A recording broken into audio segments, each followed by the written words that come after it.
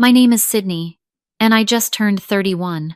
For as long as I can remember, my birthday has been an afterthought in my family, while my brother Kyle gets celebrations worthy of royalty.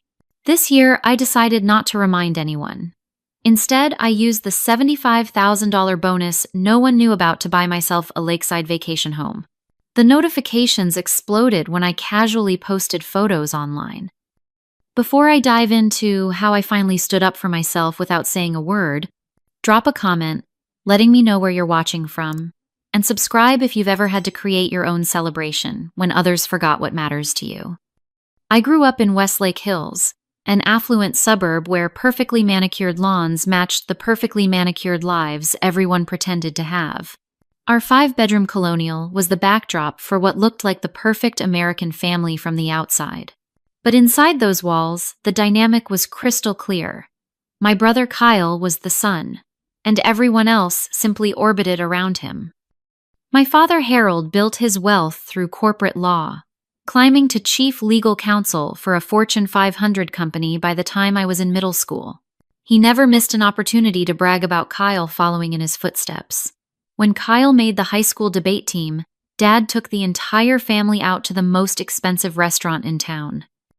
When I was accepted into the National Honor Society with a perfect 4.0 GPA, he absently patted my shoulder and said, "That's nice, sweetheart," before returning to his newspaper.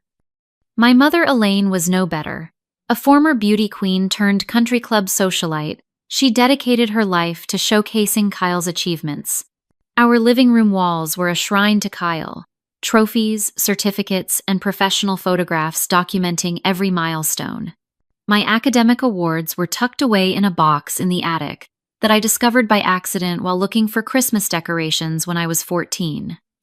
The contrast between how our accomplishments were treated became painfully obvious on my 10th birthday. I woke up excited, bouncing down the stairs, expecting at least pancakes with candles. Instead, I found my parents and Kyle huddled around college brochures. Kyle was graduating high school that year, and apparently his college tour planning couldn't wait even on my birthday.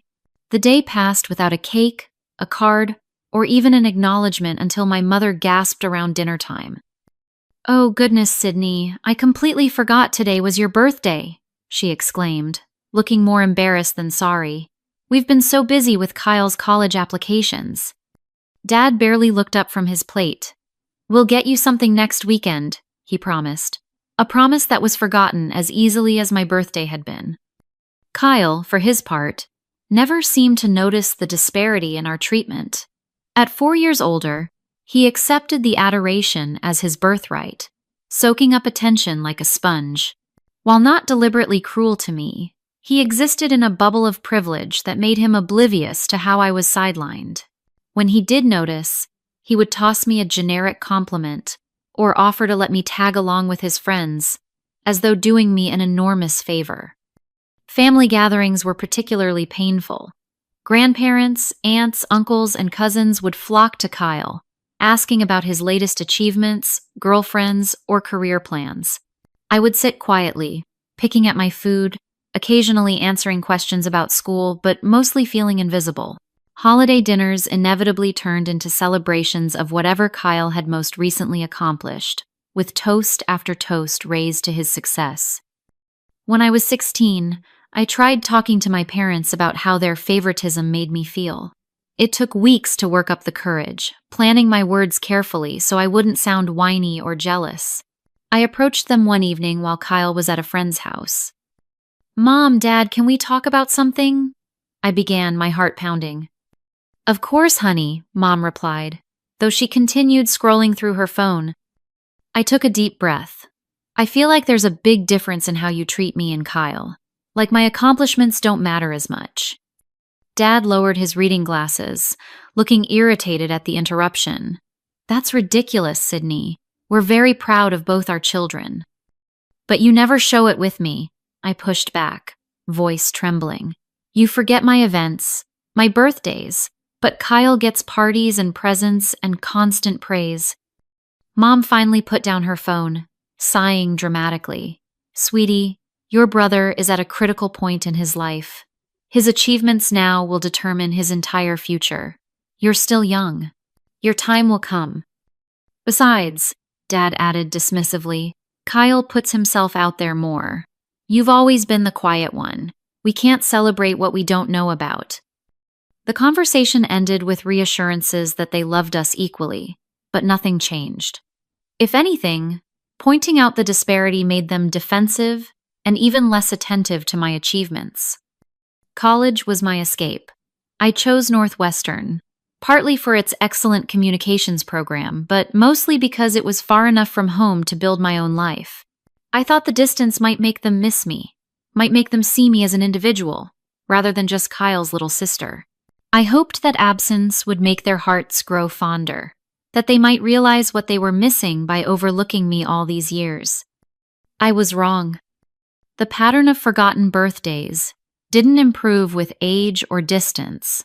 If anything, being away at college and then building my career in Chicago made it even easier for my family to push my special days to the back burner. 3 birthdays stand out as particularly painful benchmarks in my ongoing invisibility. My 16th birthday should have been special. In our community, Sweet 16 parties were almost as elaborate as weddings, with girls getting professional photo shoots, catered events, and sometimes even cars as gifts. For weeks leading up to the date, I dropped hints to my parents, left Sweet 16 party planning magazines open on the coffee table, and even circled the date on every calendar in the house. 2 days before my birthday, Mom casually mentioned over dinner, "Sydney, we need to drop you at Grandma Joanne's this weekend. Dad and I are taking Kyle to visit the Stanford campus for a special alumni recruitment event.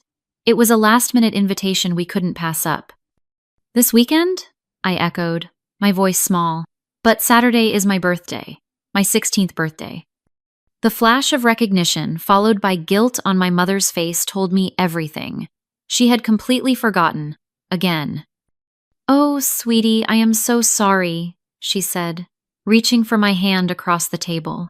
"The Stanford visit was scheduled months ago.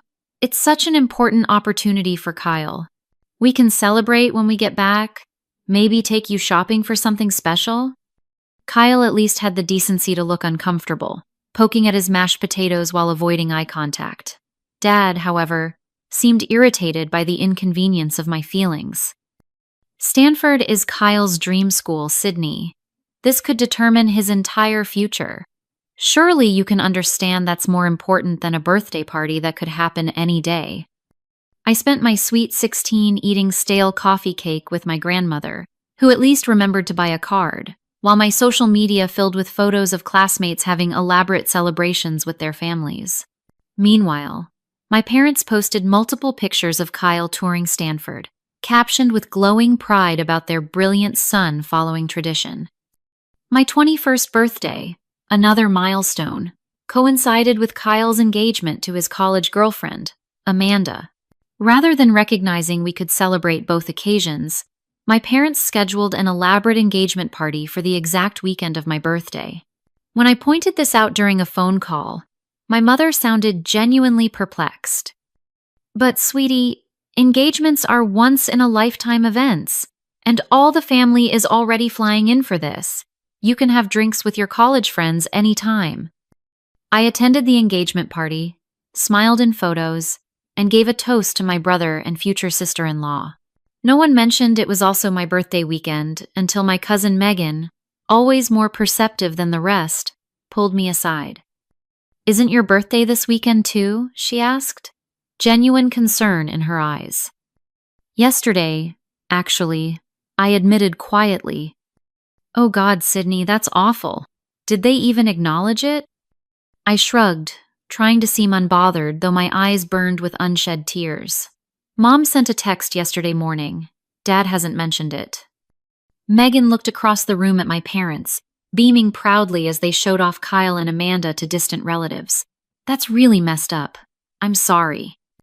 By my 25th birthday, I'd stopped expecting acknowledgement. I had built a life in Chicago, made real friends who valued me, and was establishing myself in my marketing career. Still, some childish part of me hoped turning 25 might finally register as important to my family. That year, Kyle received a prestigious industry award, and the ceremony fell on my actual birthday.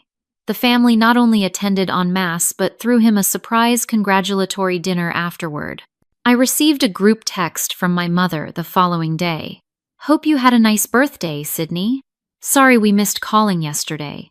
Kyle's ceremony was just such a whirlwind. Sending love." The contrast between our celebrations couldn't have been more stark. For Kyle's 30th, my parents rented a yacht on Lake Michigan, inviting 60 guests for a sunset cruise with a live band and gourmet catering. Family flew in from across the country, some staying for an entire week of celebrations.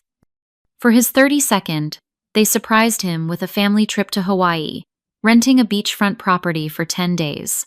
I was invited along as an afterthought, but could only join for 4 days due to work commitments that my parents deemed unnecessary dedication to a job that will always be there.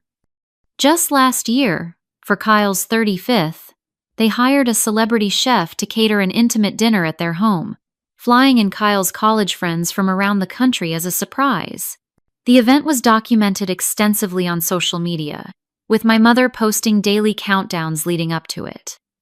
My best friend Jordan witnessed many of these disappointments over the years.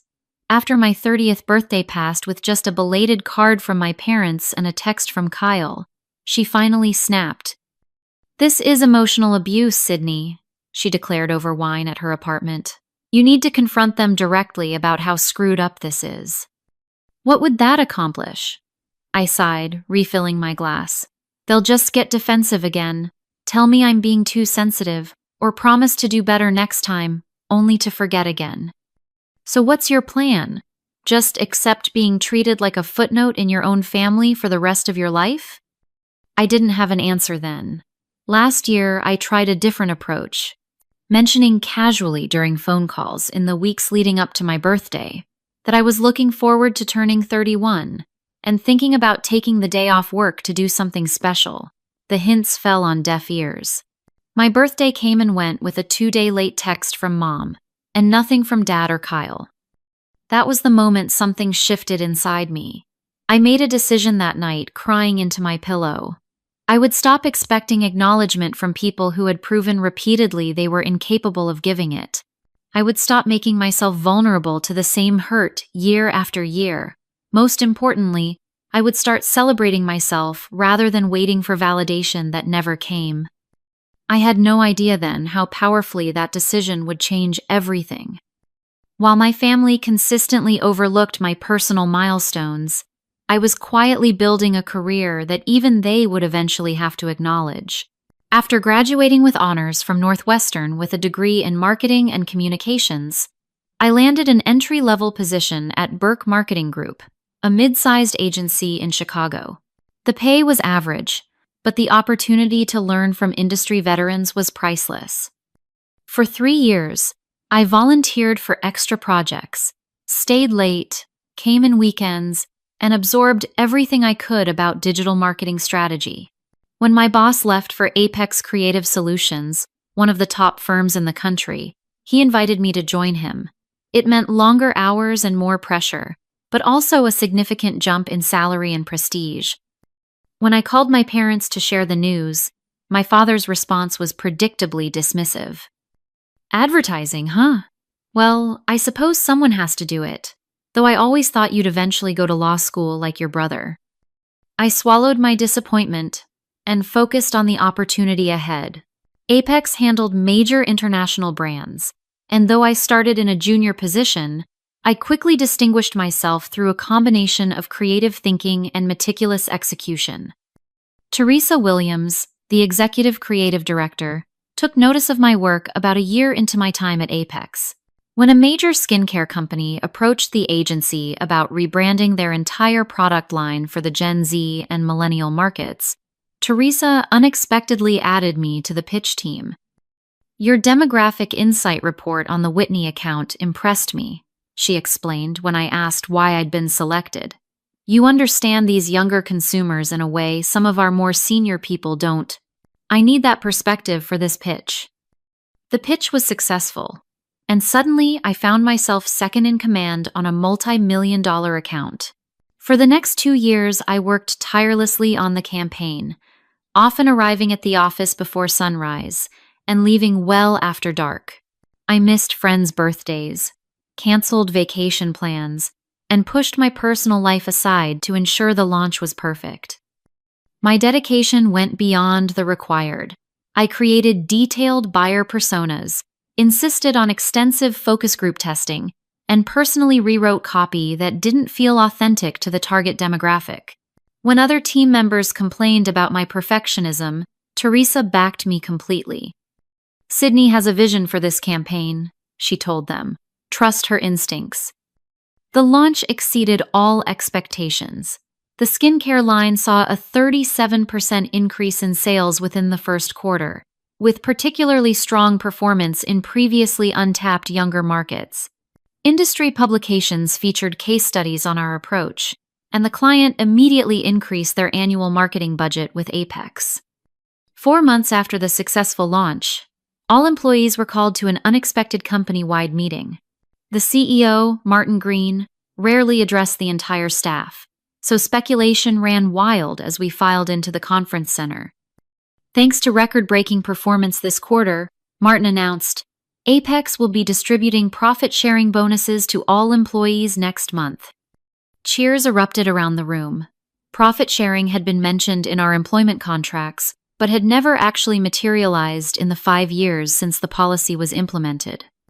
Additionally, Martin continued, once the noise died down, we will be recognizing several team members whose extraordinary contributions made this quarter's success possible.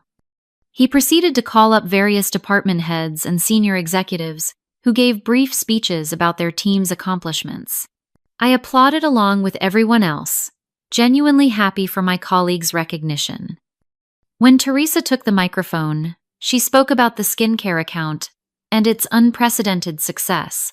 But the real architect of this campaign, she said, was someone who embodies the future of Apex. Sydney Marshall, would you please join me? Stunned, I made my way to the front of the room, while my colleagues applauded. Teresa highlighted specific elements of the campaign that had proven most effective, crediting me by name for each innovation. Martin returned to the microphone, shaking my hand firmly. Sydney represents the kind of talent that drives Apex forward, he said, and we believe in rewarding exceptional performance. Teresa, would you like to share the news? Teresa smiled warmly. Sydney, in recognition of your contribution to the most successful campaign in Apex history, the board has approved a special performance bonus of $75,000 to be paid in addition to your regular profit sharing. The room erupted again. I stood frozen, certain I had misheard. $75,000 was nearly my entire annual salary. As the meeting concluded, colleagues surrounded me with congratulations and good-natured jokes about what I would do with the money. Later that afternoon, I received a formal letter confirming the bonus and detailing the tax withholding information. It would be deposited within 2 weeks. I sat at my desk, staring at the letter in disbelief. My first instinct was to call my parents. Surely this kind of professional accomplishment, with such tangible financial recognition, would finally impress them. I picked up my phone, then slowly set it down again. Just the previous month, during a rare visit home, I had attempted to share some news about a smaller industry award I'd received. My father had interrupted me mid-sentence to take a call from Kyle, then completely forgotten I was telling him something when he returned to the table. Later, when I tried again, he had remarked, "That advertising stuff is fine for now, Sydney, but when are you going to do something substantial with your career?" The memory of that dismissal was still fresh. I realized that sharing my bonus news would likely result in similar minimization. Or worse, they might suddenly show interest in my finances after years of treating my career as trivial. Either way, the moment that should bring pride would instead leave me hurt again. I decided then to keep the bonus information private. This achievement was mine alone, earned through dedication my family had never acknowledged or supported. The validation from my industry, peers, and mentors meant more than my family's belated approval ever could. That night, I opened a new high-yield savings account and set up the deposit information for when the bonus arrived. For the first time in my adult life, I would have significant savings beyond my emergency fund. Financial independence had always been important to me, but this windfall represented something deeper, concrete recognition of my worth that no one could diminish or ignore. I celebrated quietly that evening with Jordan, who screamed and jumped around my apartment when I told her. "This is huge, Sid. We need champagne. The expensive kind," she insisted, already ordering delivery from the nearest liquor store. As we toasted my success later, Jordan asked the inevitable question, "So what are you going to do with all that money?" I smiled, suddenly feeling lighter than I had in years. "I'm not sure yet, but whatever it is, it will be just for me." I had no idea then how prophetic those words would become, or how they would set in motion a chain of events that would finally force my family to see me clearly. As my 31st birthday approached, the familiar signs that my family would once again forget appeared right on schedule. The family group chat buzzed constantly with discussions about Kyle's upcoming job promotion party. After 10 years with his law firm, he was being made junior partner, an achievement my father repeatedly called the proudest moment of my life. My mother sent multiple messages about the party planning, debating menu options, asking for input on decorations, and coordinating extended family travel arrangements. The celebration was scheduled for 3 weeks after my birthday, but the planning consumed all family communication. 2 weeks before my birthday, my mother called to discuss the family gift for Kyle. "We're thinking of going in together on a luxury watch," she explained, "something he can wear proudly in the courtroom. It would be about $500 from each of us." I agreed to contribute, knowing it was easier than explaining why I might hesitate. As the call ended, my mother added, "Oh, and we need you to take Friday off in 3 weeks for the party. Your father is insisting everyone be there Thursday evening for a family dinner before the main event Friday." Neither of them mentioned my upcoming birthday, though it was marked on the family calendar I knew hung in their kitchen. After last year's disappointment, I had made a deliberate choice not to remind them. This year, I wanted to see what would happen if I said absolutely nothing. The morning of my birthday arrived. A perfect spring Tuesday with sunlight streaming through my bedroom windows. I checked my phone, emails from work, texts from Jordan and 2 other friends, birthday notifications from various retailers offering free items or discounts, but nothing from my family. Not even the perfunctory text my mother usually remembered to send by mid-afternoon. I had taken the day off work without telling anyone in my family, a small act of rebellion, claiming the day for myself when they couldn't be bothered to acknowledge it. After a leisurely shower, I dressed in my favorite outfit and walked to a French cafe near my apartment, treating myself to an extravagant breakfast of croissants, fresh fruit, and excellent coffee. Sitting by the window, I scrolled through property listings on my phone, something I had been doing casually for months. With Chicago's real estate prices, I had assumed homeownership was years away, but my unexpected bonus had changed the equation. Initially, I had planned to simply invest the money, but as I sipped my coffee, a different idea took shape.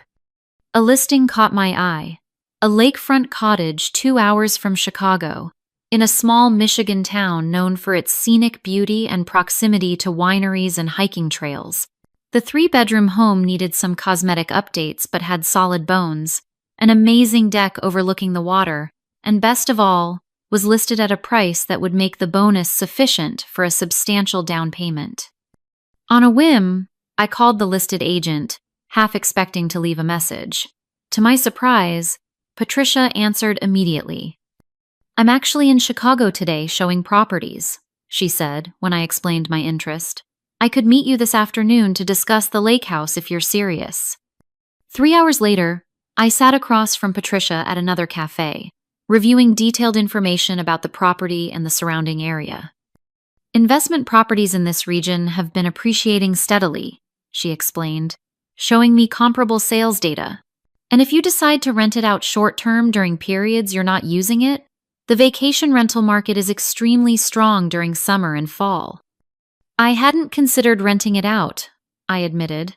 I was thinking of it more as a personal retreat. Patricia nodded understandingly. Many of my clients start that way, using the property primarily for themselves. But knowing the rental potential provides financial flexibility and can help justify the purchase if you're on the fence. I wasn't on the fence. With each photo Patricia showed me, each detail she shared about the peaceful community and the proximity to nature, I felt increasingly certain that this was exactly what I needed. The current owners are motivated sellers, Patricia continued. They've relocated for work and are carrying 2 mortgages. If you're seriously interested, I could arrange a virtual tour this week and potentially get an offer in before someone else snaps it up. By late afternoon, I was back in my apartment, laptop open for a detailed virtual tour of the property. The real estate agent on site walked through each room, opening closets, showing the views from every window, and taking specific measurements at my request. The more I saw, the more I could envision myself there. Mornings with coffee on the deck, watching the sunrise over the lake, evenings by the stone fireplace with a book, weekends exploring the surrounding forests and small towns. When the virtual tour ended, I sat in silence for several minutes. This was a major decision, one that would commit a significant portion of my bonus and tie me to a mortgage payment for years to come. The financially prudent choice would be to wait, to research more thoroughly, to perhaps look at properties in person before making an offer. But something deeper was driving me. This house represented everything my family had never given me. Recognition of my worth, a space that was entirely mine, a celebration of my achievements that no one could diminish or forget. With sudden clarity, I knew what I wanted to do. I emailed Patricia. I'd like to make an offer on the lake house. Please prepare the paperwork. Her response came quickly, with attachment forms to complete. I spent the next hour filling out preliminary mortgage application documents and gathering financial information to support my offer. As I worked, my phone remained silent. No birthday wishes from my family, not even a text. At 6:17 in the evening of my 31st birthday, I signed an electronic offer for the lake house and authorized the earnest money deposit from my savings account. The moment I clicked submit, a wave of emotion washed over me, equal parts exhilaration, anxiety, and profound satisfaction. I walked to a nearby park as the evening light softened, finding a bench overlooking a small pond. Ducks glided across the surface, unbothered by the joggers and dog walkers passing by. For the first time in years, I felt completely at peace on my birthday, despite or perhaps because of my family's neglect. My phone rang just as I was heading home. My mother's name flashed on the screen.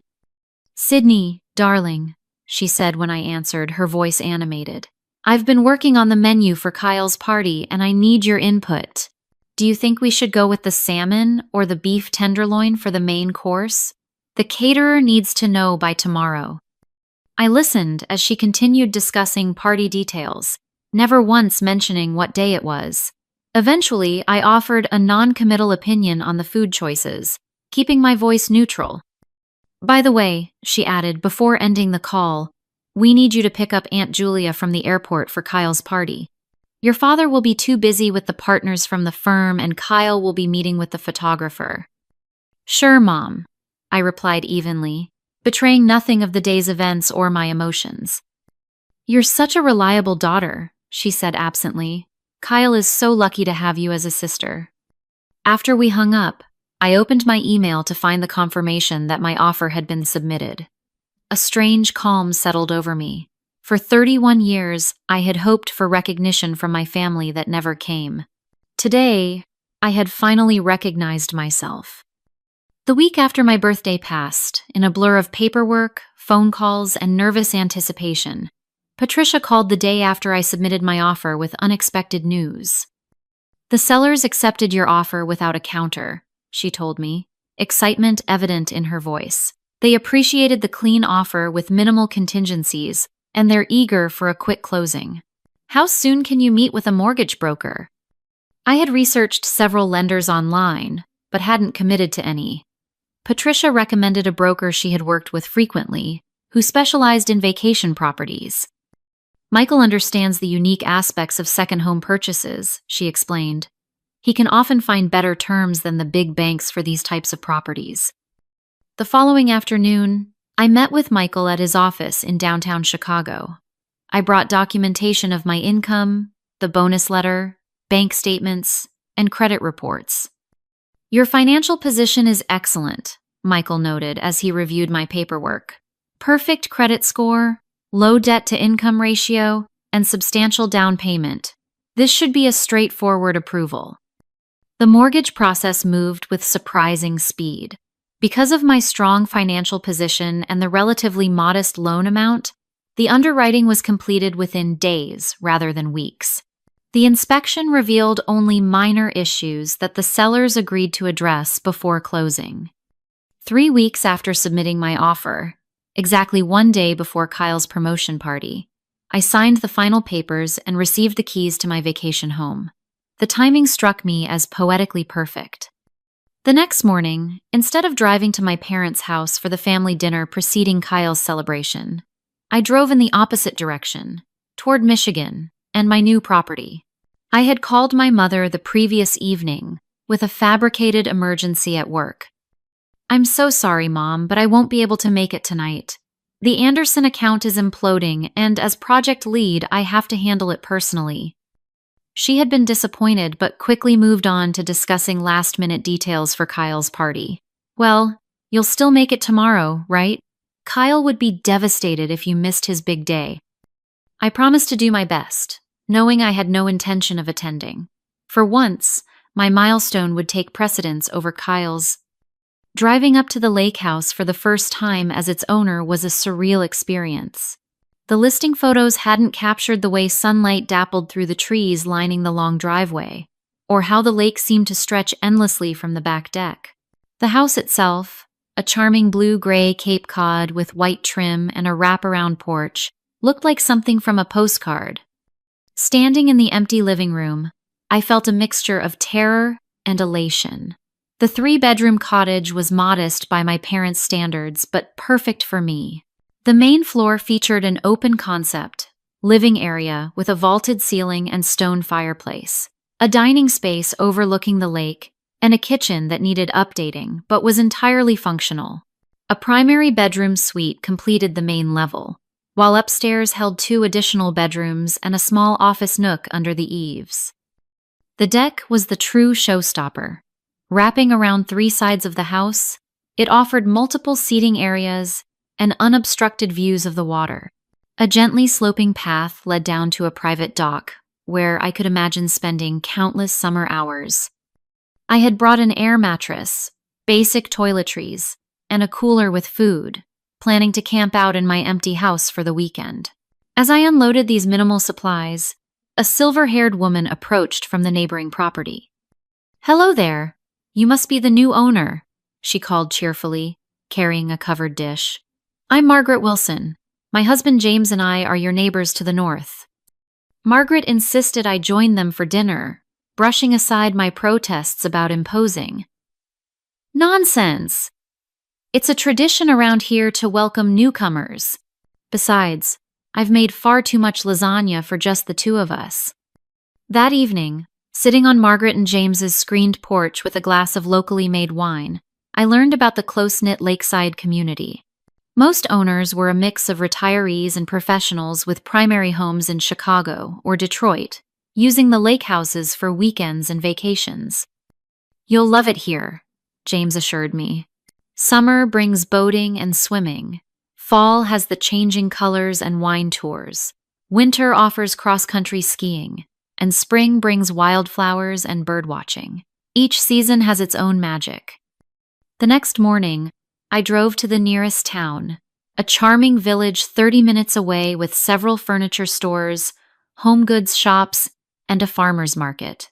I spent the day selecting essential pieces: a comfortable bed, a sofa and armchairs for the living room, a dining table that could accommodate small gatherings, and basic kitchen supplies. "Delivering out to Silver Lake?" asked the furniture store owner when I arranged shipping. You must be the new owner of the old Peterson place. Word travels fast around here. Over the next month, I spent every weekend at the lake house, gradually transforming it from an empty shell into a personal sanctuary. I painted the kitchen cabinets a soft blue-gray, replaced dated light fixtures with simple modern ones, and furnished each room with care. The primary bedroom became a retreat of soft whites and pale blues, reminiscent of the lake itself. The guest rooms each had their own character, one with a nautical theme, the other with botanical prints and woven textures. Occasionally, I checked my phone to find missed calls from my parents, usually related to some aspect of Kyle's ongoing partnership celebration events. There had been the main party, followed by a partner's retreat weekend, then a client appreciation event where the family was expected to attend. Each time, I offered polite excuses about work commitments, never mentioning where I was actually spending my time. 6 weeks after purchasing the house, I took a full week off work to complete the transformation. I planted window boxes with trailing flowers, hung art on previously bare walls, and added the finishing touches that made the space truly mine. By Friday evening, exhausted but deeply satisfied, I stood on the deck watching the sunset turn the lake to molten gold. The house now reflected not just my aesthetic preferences, but my journey. In the living room, framed certificates of professional achievements hung alongside beautiful landscape photography I had collected over the years. The bookshelves held volumes that had shaped my thinking, small mementos from travels, and photos of the friends who had consistently celebrated my worth when my family did not. That first complete weekend in my fully furnished home became a personal retreat. I woke with the sunrise, took long walks along the lakeshore, read books I had been meaning to get to for months, and cooked elaborate meals just for the pleasure of it. On Sunday morning, I sat on the dock with my coffee, watching a family of ducks navigate the reeds along the shoreline. On impulse, I took out my phone and captured the scene, then turned the camera to show different angles of the house and property. I took photos of the morning light filtering through the trees, the colorful Adirondack chairs on the deck, the view from the primary bedroom window, and several interior shots showcasing my decorating efforts. Back inside, I scrolled through the images, feeling a surge of pride at what I had created. Without overthinking it, I selected the best photos and opened Instagram, a platform I rarely used except to keep up with friends. I created a casual post with the caption, "Weekend Vibes. Nothing beats lake life." I hesitated briefly before hitting share, wondering if posting was somehow seeking the validation I had decided to stop pursuing. But this felt different, like documenting a personal milestone rather than fishing for approval. I tapped the button and set my phone aside, returning to my peaceful Sunday activities. It wasn't until early evening, as I was preparing to drive back to Chicago, that I checked my phone again. The post had accumulated dozens of likes and comments, mostly from friends expressing surprise and asking questions about the beautiful property. And then I saw them, notifications of comments from my mother, father, and Kyle. A strange calm settled over me as I read their increasingly incredulous responses. After years of seeking their attention and acknowledgement, I had finally gotten it without trying. The irony wasn't lost on me. I put my phone away without responding, finished packing my overnight bag, and took one last walk around the property before locking up. Whatever storm was brewing with my family would keep until tomorrow. Tonight belonged to me, to this achievement, to this place that represented everything I had built for myself when no one else was watching. Monday morning brought the expected barrage of messages. I had barely settled at my desk with my first cup of coffee when my phone lit up with a text from my mother. "Whose house is that? Are you staying with friends? Call me immediately." I ignored it, along with the 3 missed calls from my father that had come in while I was in the shower. By lunchtime, Kyle had joined the chorus with his own message. "Mom and Dad are freaking out about your Instagram post. What's going on?" The comments on the post itself had grown increasingly demanding. "Mother. Sydney, I don't understand. Whose vacation home is this? Why wouldn't you tell us you were going away for the weekend? Father, Sydney, call your mother immediately. Where did you get money for property? This is concerning behavior. Kyle, must be nice to waste money on vacation rentals while we're planning my partnership celebration. Some of us are focused on career advancement rather than playing house. Each comment revealed their assumptions. That I couldn't possibly own such a place. That any major purchase I made should be cleared with them first. That my choices were frivolous compared to Kyle's accomplishments. By mid-afternoon, extended family members had begun reaching out as well. Aunt Julia.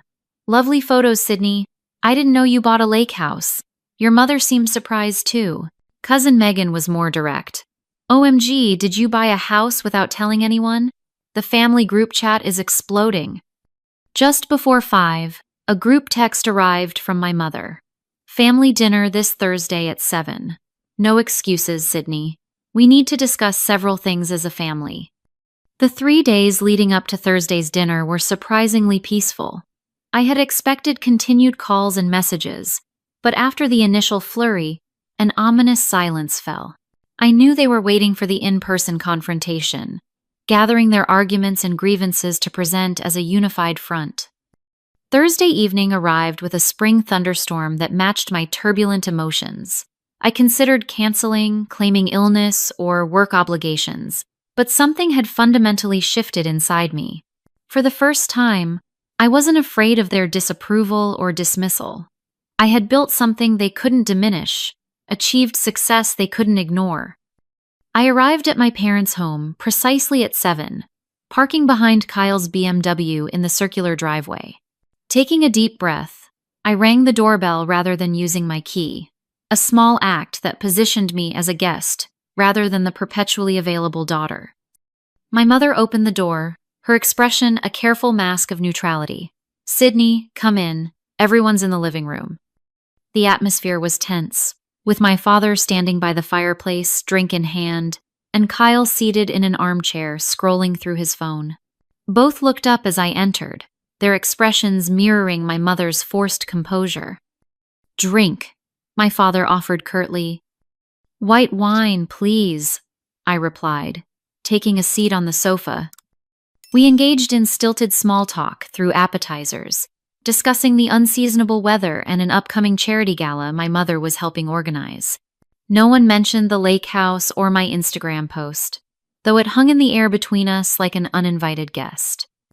It wasn't until we were seated at the dining room table, plates of my mother's signature roast beef before us, that my father finally broached the subject. So, Sydney, he began, his lawyer voice in full effect, would you care to explain the photos you posted? Whose property is that? I took a sip of wine, meeting his gaze directly. It's mine. I bought it last month. The silence that followed was broken by my mother's nervous laugh. That's not possible, darling. Houses cost hundreds of thousands of dollars. Yes, they do, I agreed calmly. This one cost $340,000. I put $75,000 down and financed the rest. Kyle's fork clattered against his plate. Where would you get $75,000 for a down payment? That's ridiculous. I turned to him, maintaining my composure. I received a performance bonus at work for leading the most successful campaign in the company's history. My father frowned, setting down his knife with deliberate precision. You never mentioned any bonus, or any significant campaign for that matter. No, I didn't, I acknowledged. Just like none of you mentioned my birthday 3 weeks ago. The reference to my forgotten birthday created another awkward silence, quickly broken by my mother's defensive response. Sydney, we've been incredibly busy with Kyle's partnership celebrations. These are once-in-a-lifetime events that required all our attention. They always are, I replied softly. Every year, there's some reason my birthday isn't worth remembering, while Kyle's accomplishments merit weeks of celebration. Kyle shifted uncomfortably in his chair. That's not fair, Sid. Nobody deliberately forgot your birthday. Didn't they? I asked, meeting each of their eyes in turn. When was the last time any of you remembered my birthday without me reminding you? When was the last time you planned even a simple dinner to celebrate me? while Kyle gets yacht parties and celebrity chefs. My father's expression hardened. This isn't about birthdays. This is about making major financial decisions without consulting your family. Purchasing real estate is serious business that requires experience and knowledge. I have both, I countered. I researched thoroughly, worked with reputable professionals, and made a sound investment. My finances are excellent, my credit is perfect, and the property is already appreciating in value. But why wouldn't you tell us? My mother pressed, genuine confusion in her voice. We're your family. We should know about important developments in your life. The question struck at the heart of our dysfunctional dynamic, and for the first time in my adult life, I didn't soften my response to protect their feelings. Because you've never shown interest in the important developments in my life, I stated plainly. My academic achievements, career milestones, and personal celebrations have always been afterthoughts, if they're acknowledged at all. Why would I share my success with people who have consistently devalued it? That's absurd, my father scoffed. We've always supported both our children equally. I laughed, the sound surprisingly bitter even to my own ears. Dad, that's simply not true. Let me remind you of a few examples. Calmly but firmly, I recounted the pattern of forgotten birthdays, while contrasting them with Kyle's elaborate celebrations.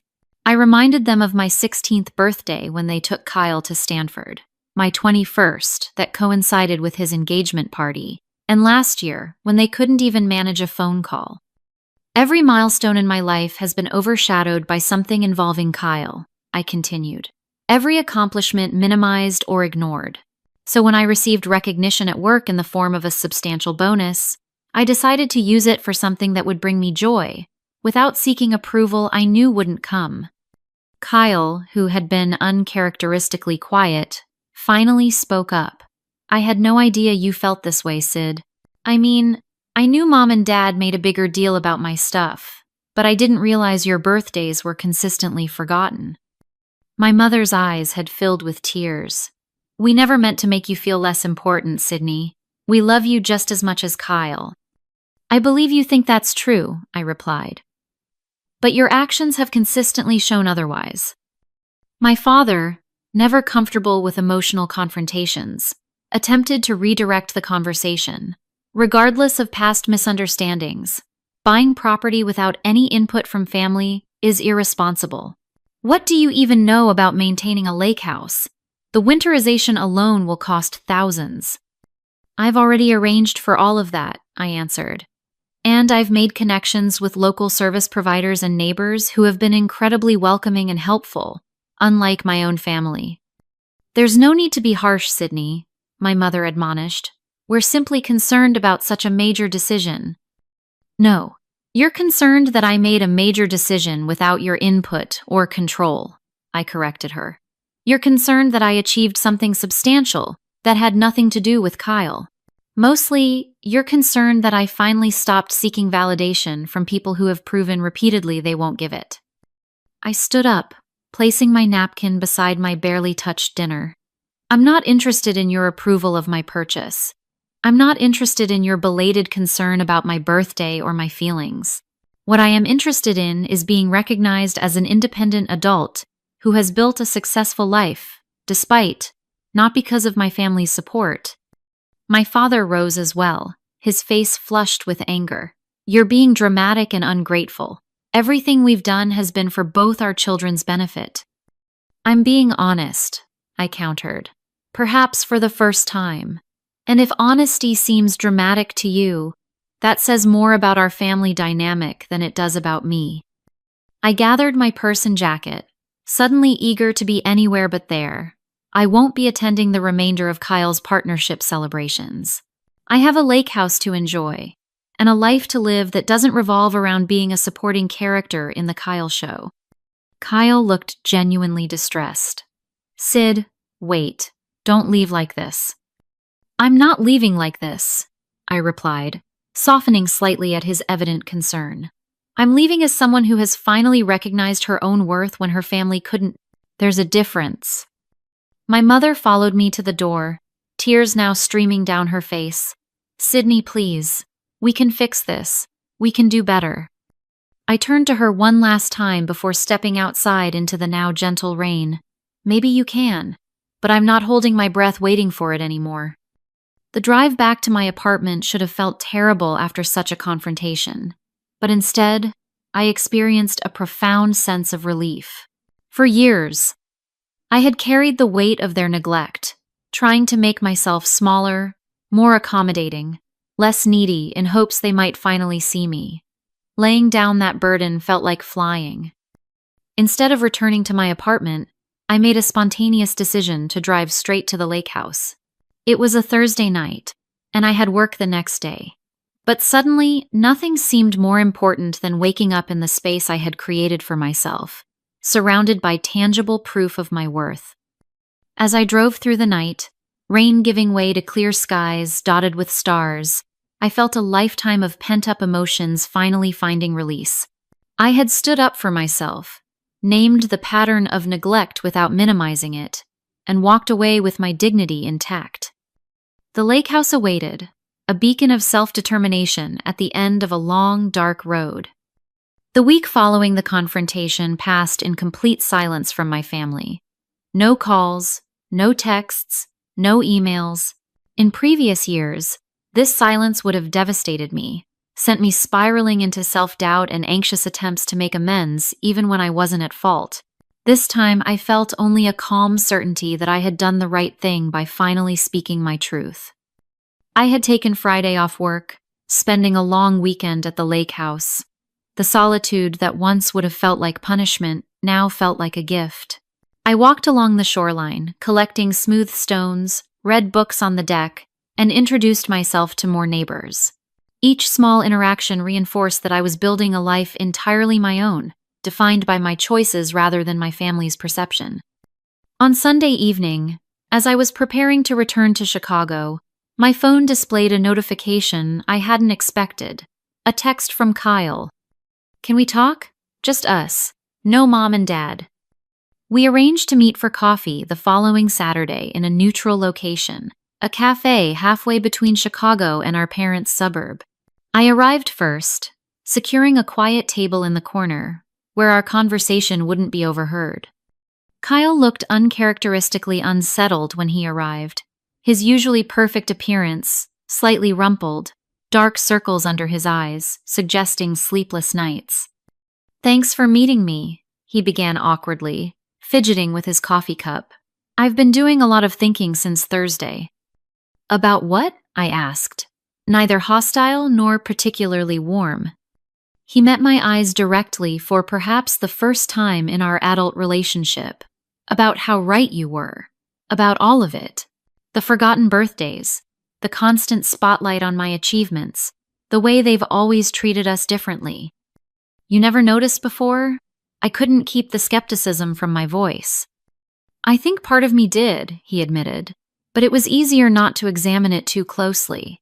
I benefited from the imbalance, so why question it? That sounds terrible when I say it out loud." "It does," I agreed, "but I appreciate your honesty." Kyle ran a hand through his hair, a nervous gesture I remembered from childhood. "After you left, Mom cried for hours. Dad just kept pouring drinks and muttering about ingratitude. I started thinking about all the birthdays you mentioned, realizing I couldn't remember a single celebration for you in recent years. Then I started looking back at family photos." He pulled out his phone, opening his photo gallery. "Look at this, Mom and Dad's anniversary last year." The photo showed our parents flanked by Kyle and his wife, with me standing slightly apart, as though I had been included as an afterthought. He swiped to another image. Christmas 3 years ago. Again, the composition placed Kyle centrally with our parents, while I was positioned on the periphery. "It's in every photo, Sydney. You're literally marginalized in our family pictures. Once I saw it, I couldn't unsee it." I nodded, unsurprised by the visual confirmation of what I had felt for decades. "I'm sorry," Kyle said quietly. "I'm sorry I never noticed, never spoke up, never made sure you were included. I've been so caught up in my own life, accepting their favoritism as my due without considering what that meant for you. His apology, unexpected and seemingly genuine, loosened something tight in my chest. Thank you for saying that. Your lake house is beautiful, by the way, he added with a small smile. I looked more closely at your photos after you left. It suits you somehow. Elegant but not showy, comfortable but still sophisticated. We talked for nearly 3 hours, longer than we had spoken one-on-one in years. Kyle shared his own complicated feelings about our parents' expectations, the pressure of being the golden child, the fear of disappointing them that drove many of his life choices. I spoke about my marketing career, my friendships, and my growing confidence in my own path. Would you consider coming to the lake house sometime? I asked as we prepared to leave. Not right away, but maybe in a few weeks? I could show you around, introduce you to my neighbors. I'd like that, he replied, genuine warmth in his voice. And Sydney, happy belated birthday. The following weekend, my best friend Jordan finally visited the lake house, bringing champagne, gourmet snacks, and a belated birthday gift. A beautiful wind chime for the deck that sent melodic notes, dancing across the water when the breeze caught it. This place is absolutely you, she declared after the grand tour. Peaceful but with depth, beautiful without being flashy, and way more substantial than anyone gives it credit for. We spent the weekend hiking nearby trails, visiting local wineries, and talking late into the night on the deck. Jordan, who had witnessed years of my family's neglect, was fiercely proud of my confrontation. You finally stopped accepting crumbs from people who should have been giving you the whole bakery, she said as we toasted under the stars. That's the real achievement here, even more than this gorgeous house. At work, my success continued to build on itself. The recognition from the skincare campaign led to more high-profile assignments and increased responsibility. Colleagues who had once viewed me as merely competent now sought my input on strategic decisions. Teresa, my mentor, nominated me for an industry award that recognized emerging leaders in marketing. You've found your voice, she commented after I presented a particularly bold campaign concept to a conservative client who approved it enthusiastically. There's a confidence in your work now that commands attention. 3 weeks after our confrontation, my mother sent a text that was clearly, carefully composed. Sydney, I've been reflecting deeply on our conversation. I realize now how our actions have hurt you over the years. Your father and I would like to talk when you're ready. No pressure, just love.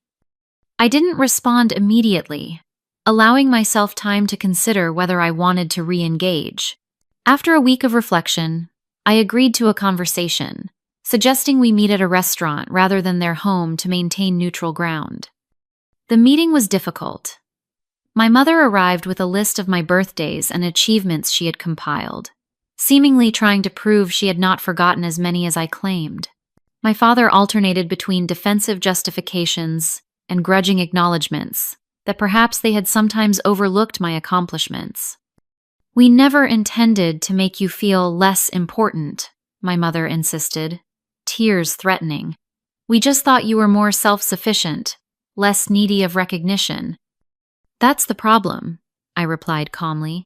You decided who I was and what I needed without ever actually seeing me or asking me. You created a narrative where Kyle needed constant celebration and I needed nothing, and then you acted surprised when I finally objected to that story.